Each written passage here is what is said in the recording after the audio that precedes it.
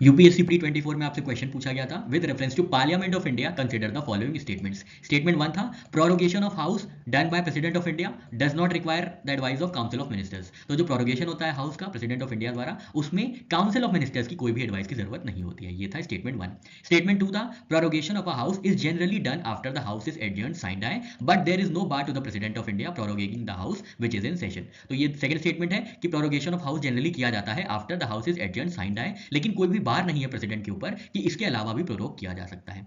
और स्टेटमेंट 3 था dissolution of Lok Sabha is done by president of India who save in exceptional circumstances does so on the advice of council of ministers.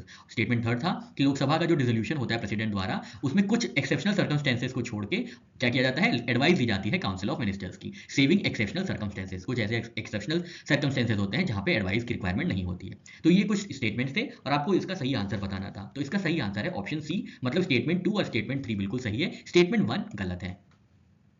Statement 1 incorrect है क्योंकि article 85 clause 2 of constitution of India में बताया गया है कि president time to time prorogue करता है houses को या किसी एक हाउस पार्लियामेंट के। जो भी टर्मिनेशन होता है सेशन का वो होता है प्रेसिडेंट द्वारा, और ये किसके थ्रू होता है, this is done only on the recommendation of prime minister और cabinet that is council of ministers. तो प्रोरोगेशन के लिए रिक्वायरमेंट है कैबिनेट की या काउंसिल ऑफ मिनिस्टर्स की एडवाइस की। तो स्टेटमेंट 1 ये इनकरेक्ट हो जाता है।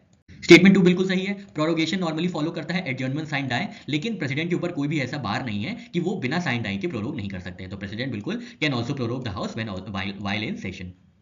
स्टेटमेंट 3 भी करेक्ट है क्योंकि president of India can dissolve Lok Sabha before expiry of its term on the advice of union council of ministers.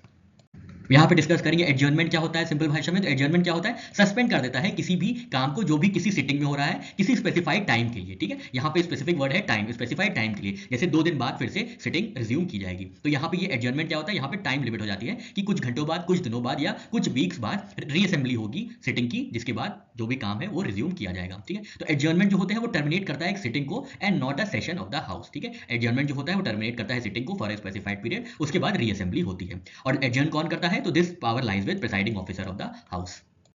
अब एडजर्नमेंट साइन डाई क्या है, तो अभी हमने एडजर्नमेंट देखा कि जो टर्मिनेट कर दी जाती है किसी भी सिटिंग को फॉर ए स्पेसिफाइड पीरियड, उसको एडजर्नमेंट कहते हैं। और एडजर्नमेंट साइन डाई को कहते हैं जिसमें टर्मिनेट तो हो रही है सिटिंग, लेकिन कोई भी रीअसेंबली की कोई भी डेट नहीं बताई गई है कि कब से फिर से सिटिंग रिज्यूम होगी या कब से फिर से काम रिज्यूम होगा। तो इस चीज को कहते हैं एडजर्नमेंट साइन डाई। इसकी पावर भी presiding officer of the house के पास होती है।